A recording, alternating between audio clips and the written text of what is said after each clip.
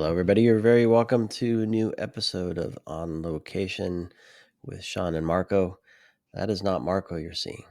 That's Jon France. And I am Sean. Marco's not with me, but he's with me in spirit. And we like to cover events that make us think. And I think the whole point of ISC2 is to get people to think about security in the business and how to help businesses grow safely and securely, and give them the tools to do that and demonstrate that they understand what's going on there. Not just security, but a lot of things ISC2 is involved with. And they held a conference, ISC2 Congress, and we're going to catch up with Jon to hear all about it. Jon, how are you? I'm good. Thanks for having me on, Sean. Appreciate the time taken to you and your listeners to cover a little bit of what I saw and what we saw at Security Congress this year. Yeah, absolutely.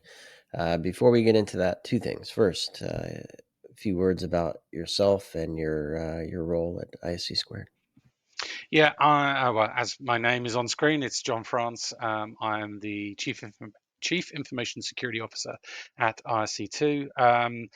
Being a veteran of the tech industry for coming up 3 decades, so that the grey in my beard is age related, not just job related. But I've been around technology for a long time, pure play security probably for about the last decade, and at ISC2 for 4 years now as their inaugural CISO. So really enjoying the role. I do just to give you a little bit of, and your listeners and potentially viewers, a little bit of background.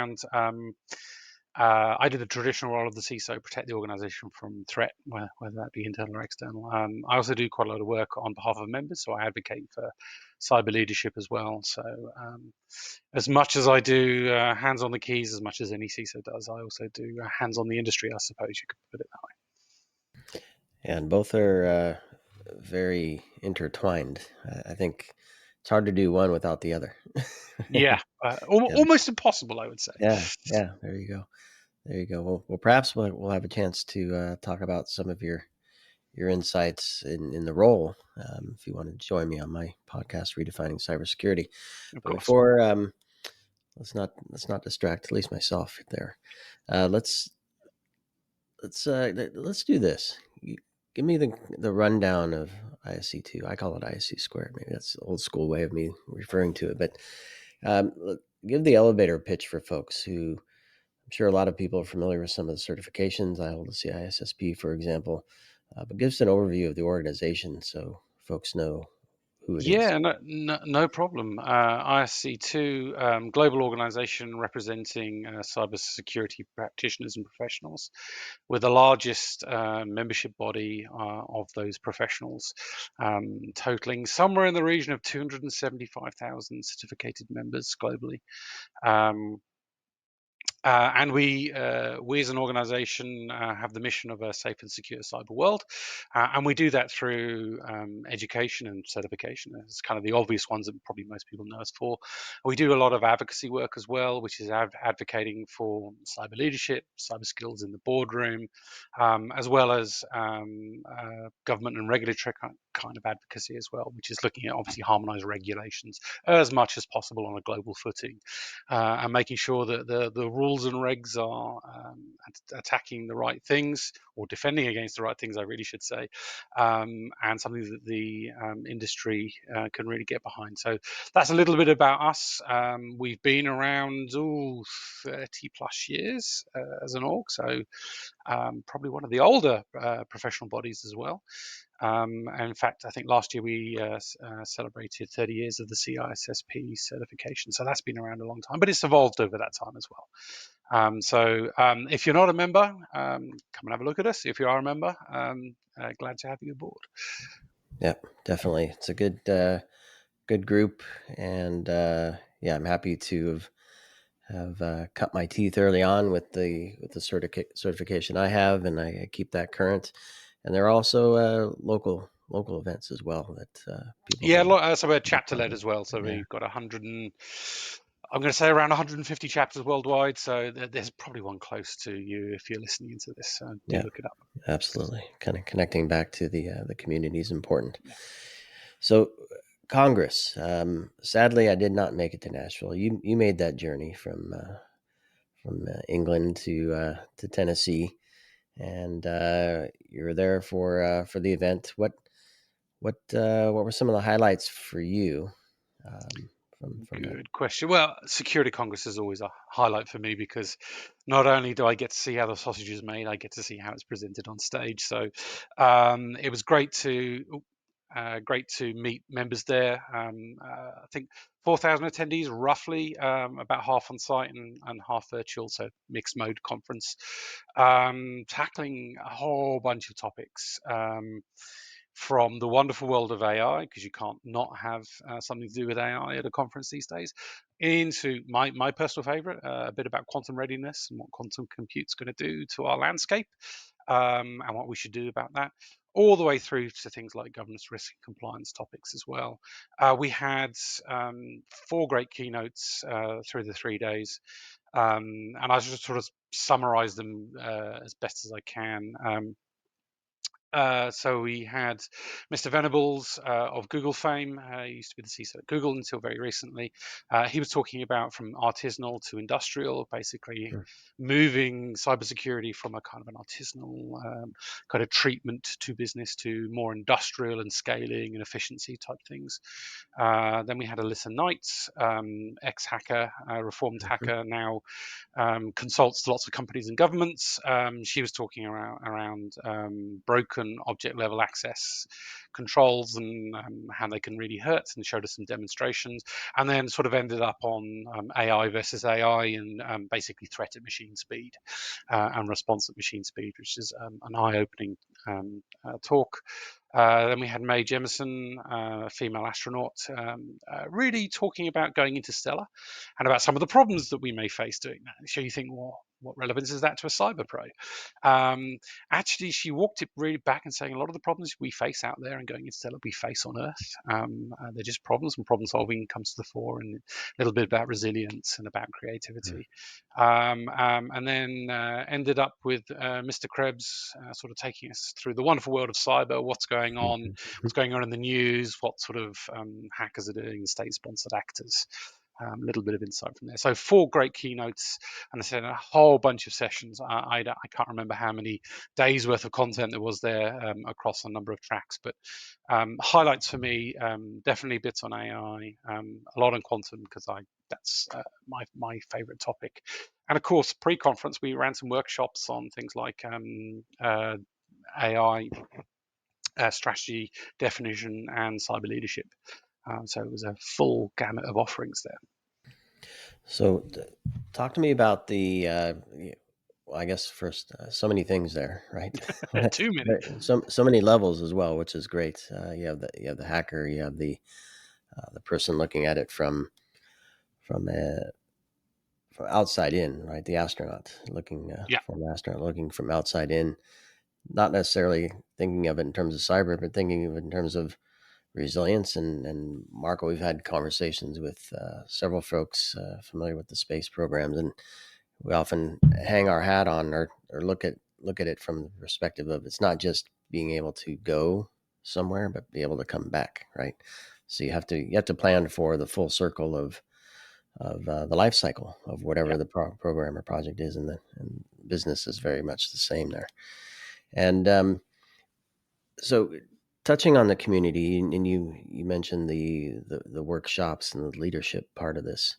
Um, Leadership's hard to teach, right?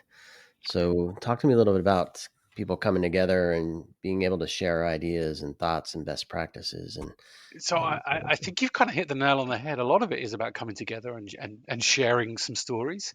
So whilst the workshops focus on some of the more traditional concepts of understanding the business and the traditional levers of business, things like finance and how to read a balance sheet and that kind of stuff, which cyber pros may not know how to do. So there are some practical elements, but there is also a big wedge of just being able to talk to a group of peers around common challenges that we face. And then really projecting that forward into things like getting out of the operational into the slightly more strategic. Um, and the course leader was Brandon Dunlap, who was also the MC on stage. Bit of a charismatic person. He's been around the world of consultancy and ISC2 for a long time, so he brings some sort of keen insights as well, and really moving the needle away from the almost the bits and bytes of our technical world into how do you speak business, because becoming a leader and managing people and managing into non-traditional areas, i.e. Communicating across the hallway as it were, is a key skill. Some of it's learned, some of it's experienced, and some of it can be taught, so it's a mixture of all of those, but we're definitely seeing a much bigger push from 18 months, 2 years ago. The SEC stopped just short of requiring cyber skills in the boardroom, but they made sort of that push. And incident reporting is now obviously, I think it's the 10K form. You've got to put something on in the US. So they put it more on a kind of regulatory stance, which kind of invites CISOs and senior leaders to lean in and really embrace that open door and start having those conversations. The quid pro quo is we don't go and confuse people. We go and talk the language of business, the language of risk. And one of my favorite adages is, security is it's not a treatment to business; it's an inherent part of it. So the wonderful world of cybersecurity, if you're just doing it at the end of a project and tick boxing it, you're doing it wrong. It's throughout the whole life cycle, and that requires being in business and being part leader of it as well. Yeah, absolutely. And of course, well, not of course, maybe when I think of technical certification like a CISSP, I immediately think practitioner. When I got mine originally, it was I was a product manager. I was building software, and I just come out of the role of QA where I was doing AppSec before AppSec was an official thing, and so very, in my mind, very practitioner focused. But obviously, leadership is more security leader and CISO oriented. Give me a view of what some of the attendees are like. Are there a lot of practitioners? Are there leaders? Are there students? Who's there, and what are they going there for? To Congress in general, we have all walks, I should say, not works. So right from the entry level, I'm just thinking about getting into cyber. My company's given me the opportunity to either come along virtually or physically.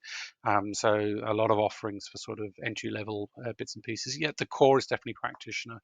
That's probably where we are best known in the world of certification. So a lot of our certifications are technical. They're not technology based, so they're not vendor aligned, but have obviously strong technical background in them. Competency based as well, so it's the application of knowledge to situation. And then all the way through to yes, we have CISOs, we have business leaders that come along to Congress as well. There's lots of sessions pitched at either expert level or beginner level or leader level. So we do offer the smorgasbord across. And whilst we're known for certification, a big part of what we do is professional development. So it's not just about getting a cert and maintaining a cert. It is about maintaining current practice, current knowledge, and some of those disciplines are definitely business related. So yeah, attendees, all walks. And all roles.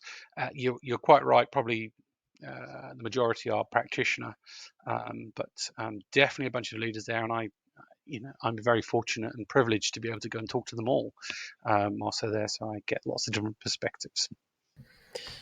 And so you touched on AI and quantum. I'm kind of I'm loving using AI, but tired of talking about AI, and very intrigued by quantum. And so you mentioned those two that kind of stick out for you. Were there others that you heard folks say, "I'm glad we had a chance to learn more about this, to talk about this together"?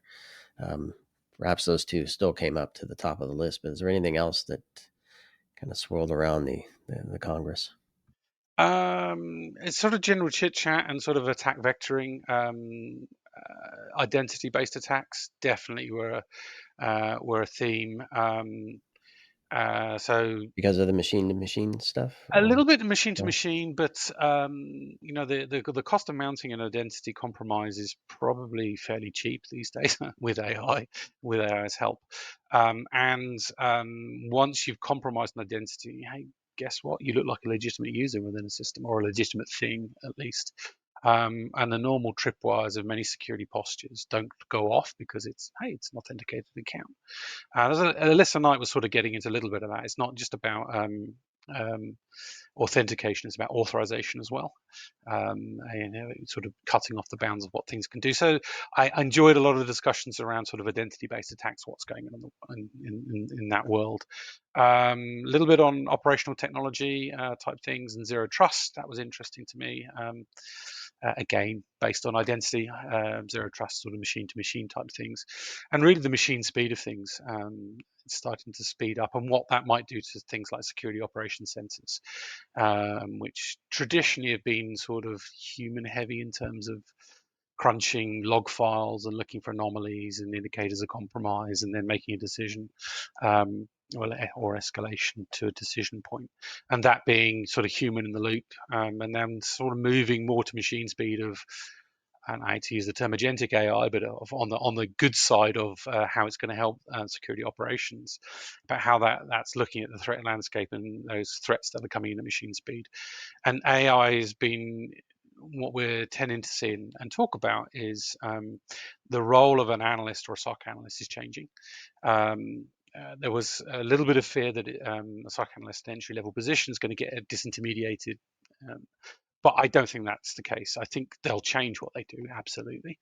Um, but AI and machine learning and deep learning are very good at sifting through lots of data and getting you to the right needle in the stack of needles, as it were, Right. and getting to a decision point much quicker, and potentially taking some of those low hanging fruit decisions agentically. So sort of that was a key topic that I tuned into above and beyond just the kind of straight AI talk. Quantum, we saw a couple of different angles, briefings of sort of what is quantum, why is it going to be relevant, a little bit on getting quantum ready, what are the new standards that have come out, NIST and others, and what does preparedness look like? A lot of chat on when is Q day, when we're going to have to change by, and I think the Yeah. answer ranged from anywhere between 4 years and 40 years. No, flippantly, sort of 4 years and Yeah. 10. But that window has shrunk. I remember Yeah. 18 months ago, it was always a decade away. Um, so yeah, and I think the overall theme I got is the rapidity of change. If we just pick on AI, I'm sorry to keep doing this. It really only entered public consciousness probably 2.5 years ago, and look at what it's done in that time. It's been one of the fastest adopted and changing technologies that I've seen in my career, and I think quantum is going to be the same again. Yeah. Yeah. Super powerful. Yeah, A couple more things I want to touch on as we sure. wrap here. The first is obviously education and training and knowledge, big part of what ISC2 is about, which we do that not just to feel good and be smart, but to actually apply our skills to the job that we have or want to get. And so I'm wondering your view of the state of the job market and the role of education and certifications and training as part of that. What are people talking about in that sense? Wow, big topic. It is. You Well, I have mean, we one could we one could spend one another half sentence. hour on Yeah, that. we maybe we should, but maybe just kind of an overview there on that. Yeah, a couple of things we're seeing. The general macroeconomic condition of the world is pressured at the moment, as we know. Lots of industries have seen layoffs. I'm not saying specifically in security, just general job layoffs. So the job market is pressured. We're still seeing, even though security budgets have come under pressure, and that sometimes translates through to a lack of resources to undertake the job. Um, there are definitely jobs out there. The nature of the jobs are changing somewhat. So a little bit of in the face of technology. I think what we're also finding is where we're having to do with more with less, or at least the same with less, we look for efficiency gains, and that's where tech can help us. In terms of sort of knowledge and skills, we've seen a slight shift away from some of the sort of core, I'm going to call them technical skills, into more things like critical and logical thinking, being able to communicate. They're not quite business skills, maybe they're more humanistic skills, and they are really good indicators of employability, which is if you can find someone that is a creative thinker, logical thinker, critical thinker even, you can train in some empirical knowledge. The quid pro quo is you will train it. And training isn't just formal, it's not just courses, it's experiential and on the job kind of training as well. So I think, a change in the job market, the macroeconomic conditions are not great for anyone, introducing a little uncertainty. But in times of uncertainty, if you've got one of those skills that's in demand, leverage it and teach it as well. Yeah, I'm glad. Malleable is probably the way I would put it. Yeah, yeah, absolutely. I'm glad he didn't say soft skills. No, humanistic. Basic skills, much better. So the final question, you can obviously add something if I fail to ask you something that was important, but kind of the next year's Congress and things leading up to that. What's the future of ISC squared, if you will? What's the positive view of where things are headed, and where can we missed those listening? Either you were there and got to enjoy it and participate, or you missed it. We want to go to the next one. Give us an update on where the next one and winner will be, Yeah, and sure. when it will So be. next one is October again. We're moving from Nashville, so it was the Gaylord in Nashville to the Gaylord in the Rockies. So Denver is the core city. It's actually a little bit closer to Aurora, so up in the Rockies, which would be Oh yeah, nice. I love the fall weather, so sort of crisp sun over the horizon. I'm looking forward to that from the location aspect.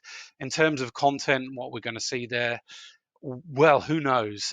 We start gathering. I mean, we kind of do have some themes in thought and going out there, but we do for call for papers. So if you want to come and speak on a topic, come onto our website and look out for the call for papers. But I'm sure in there we will look at the evolution of technology and where that's gone. I'm sure AI is going to be part of it. Quantum will be a bigger part of it, I'm sure, than it was this year. Keynotes we don't decide until much closer, but we always get stellar lineups on interesting subjects.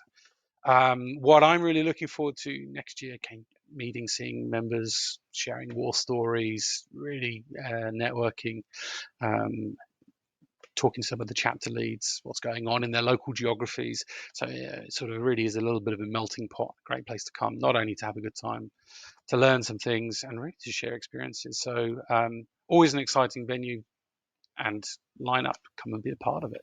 yep. I hope to make that a reality. Denver is great. Aurora is great, actually. I've had a family friend that lived there for a long time. So looking forward to seeing you in October in Denver for the next Security Congress. And yeah, if you don't want to wait till then, find a local chapter Final and local chapter. I connect with mean, there's, folks. there's a whole bunch of stuff coming on. We also do some sort of local events. Actually, Secure London's next week. So if you're in the London area, do look that up. I think registration is still open. You can still come along, but we do them around the globe as well. So look out for Yep, one of the Secure events. yep, perfect. And we'll have to figure out how to be part of those as well and connect with those groups. John, it's fantastic to meet you and chat with you, and I hope to do that in person next year, if not sooner. And congratulations on a successful Security Congress. And thanks everybody for listening and watching this episode with On Location with Sean and Marco. Marco's actually in the background, so we're going to let him in and have a chat with him after we're done recording here. But go to itspmagazine.com/on-location for all of our conference and event coverage, including security conference and other stuff happening throughout the year. And we'll see everybody soon, either virtually or in person. Take care. Thanks, Sean.